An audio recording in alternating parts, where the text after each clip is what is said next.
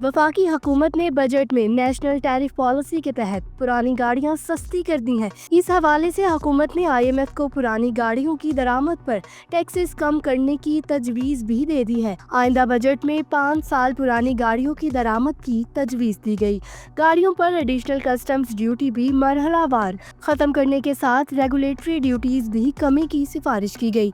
Customs act के 5वें schedule में इस्लाहात की तजवीज़ है। ऑटो सेक्टर पर नई रेगुलेटरी ड्यूटीज लागू न करने की सिफारिश की गई है, जबकि पुरानी गाड़ियों पर टैरिफ सालाना 10% कम करने की तजवीज़ है।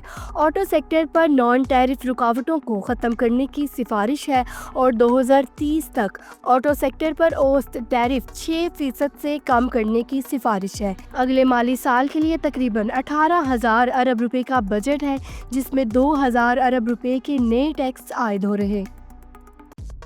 वफाकी हुकूमत ने बजट में नेशनल टैरिफ पॉलिसी के तहत पुरानी गाड़ियां सस्ती कर दी हैं। इस हवाले से हुकूमत ने IMF को पुरानी गाड़ियों की दरामद पर टैक्सेस कम करने की तजवीज़ भी दे दी है। आइंदा बजट में 5 साल पुरानी गाड़ियों की दरामद की तजवीज़ दी गई।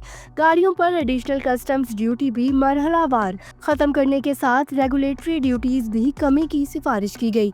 कस्टम्स एक्ट के 5वें शेड्यूल में इस्लाहात की तजवीज़ है। ऑटो सेक्टर पर नई रेगुलेटरी ड्यूटीज लागू न करने की सिफारिश की गई है, जबकि पुरानी गाड़ियों पर टैरिफ सालाना 10% कम करने की तजवीज़ है।